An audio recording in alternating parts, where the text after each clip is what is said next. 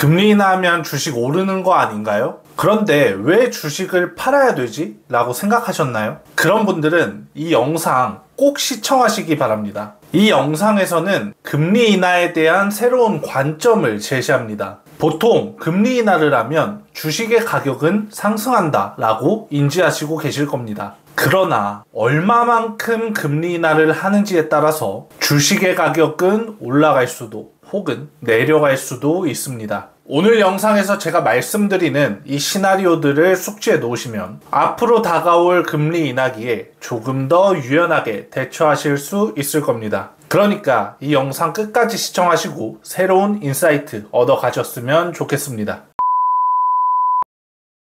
결론부터 먼저 말씀드리고 시작하겠습니다. 미국이 50bp 금리 인하를 하는 경우에는 주식을 오히려 파셔야 됩니다. 최근 모든 주식쟁이들을 아프게 한 주식의 급락이 있었습니다. 코스피는 8.7%나 하락했고 코스닥은 11.3% 급락했습니다. 옆나라 일본의 니케이 지수는 12.4% 급락하면서 주식하시는 분들에겐 정말 재앙 같은 하루였습니다. 급락의 원인으로는 여러 가지 이유가 논의되었습니다. 미국의 경기 침체 가능성 확대, 이란, 이스라엘 전쟁, 엔캐리 트레이드의 청산 등이죠. 어찌되었든 이 덕분에 다가오는 9월 미국이 금리 인하를 할 가능성이 높아졌습니다. 현재 주로 논의되고 있는 건 인하의 폭입니다. 다가오는 9월에 25bp를 인하할 것이냐 아니면 50bp를 인하할 것이냐 논쟁이 일어나고 있습니다. 이러한 금리 인하 시기에 발맞추어서 주식 매수를 대기하시는 분들도 꽤 있는 것으로 알고 있습니다. 하지만 금리 인하한다고 무조건 주식을 매수하시면 오히려 손실을 보실 수 있습니다. 미국의 금리 인하 시기에 주식이 하락했던 사례들이 존재합니다. 첫 번째, 2001년 1월 금리가 하락했는데도 불구하고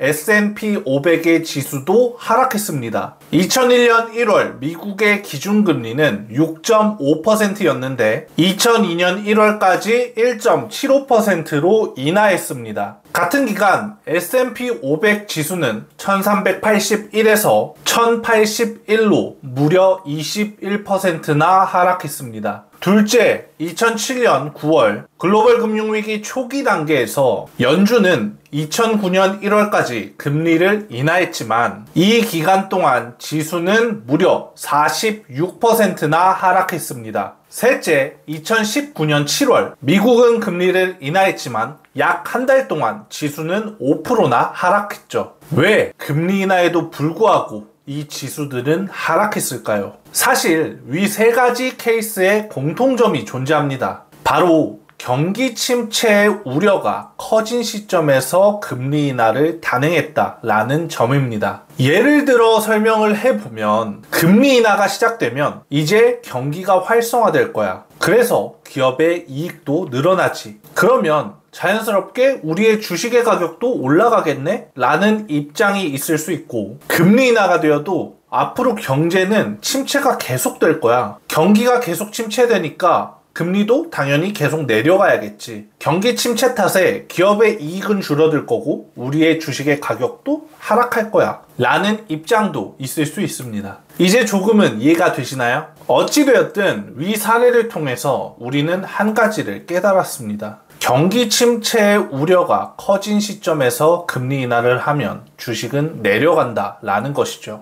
자, 그럼 다시 돌아와서 질문을 해보겠습니다. 이번 9월에 미국이 25bp 금리를 내려야 합니까? 50bp 금리를 내려야 합니까? 정답은 25bp를 내려야 한다입니다. 금리를 50bp 내리는 경우는 경기가 생각보다 빠르게 침체될 것 같을 때입니다. 예를 들면 코로나 때 경기가 너무 침체될 것 같으니까 한 번에 기준금리를 0%까지 내려버렸죠. 이것도 모자라서 돈까지 푸는 양적 완화도 실행했습니다. 결론적으로 다음 달 9월에는 이것만 보시면 됩니다. 미국이 25bp 금리 인하를 하느냐 50bp 금리 인하를 하느냐입니다. 만약 25bp 금리 인하를 한다면 앞으로 주식이 오를지 내릴지는 모르겠지만 최소한 매수 베팅은 해볼만 하다라는 겁니다. 하지만 만약 50bp를 인하한다면 개인적으로는 절대 매수에 베팅을 해서는 안 된다라는 말씀을 드리고 싶습니다. 지난 2001년, 2007년, 2019년처럼 금리 인하와 함께 주가가 곤두박질 칠 확률이 있기 때문이죠. 현재 기준 9월 미국의 금리 인하 가능성은 25bp, 50bp 반반입니다. 개인적으로는 25bp 하락에 조금 더 무게를 두고 있는데요. 그럼에도 불구하고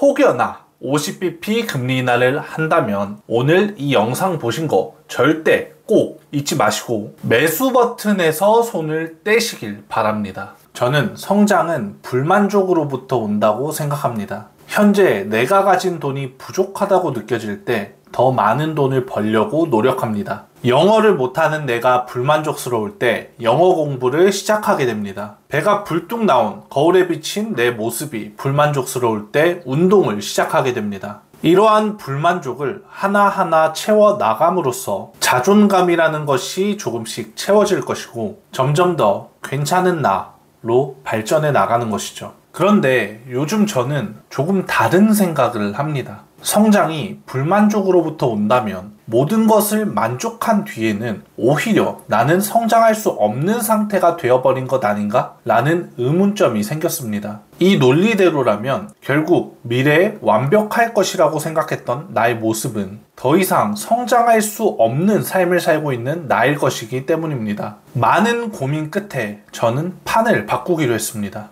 불만족이라는 결핍에서 나의 성장을 추구하는 것이 아니라 나의 행복을 위해서 나의 성장을 추구하자고 말이죠. 비슷한 말 같지만 제가 해석하는 것은 조금 다릅니다. 영어를 못하는 내가 불만족스러워서 영어 공부를 시작하는 것은 결핍입니다. 반면에 미국에서 여행을 하면서 여자친구와 더 좋은 추억을 쌓아 나가기 위해 영어 공부를 하는 것은 결핍이 아닙니다. 배가 불뚝 나온 거울에 비친 내 모습이 불만족스러워서 운동을 시작하는 건 결핍입니다. 반면 건강한 몸을 가지고 더 활기찬 시간을 보내기 위해서 운동을 하는 것은 결핍이 아니죠. 이렇듯 앞으로는 긍정적인 미래를 타겟해서 성장하려는 습관을 기르고자 합니다. 처음에는 조금 힘들겠지만 점차 나아질 거라고 믿습니다. 이 채널을 보시는 분들은 아마 자기 개발을 열심히 하는 사람일 거라고 생각을 해요. 그리고 제가 했던 고민들에 대해서도 꽤 공감하실 거라고 생각합니다.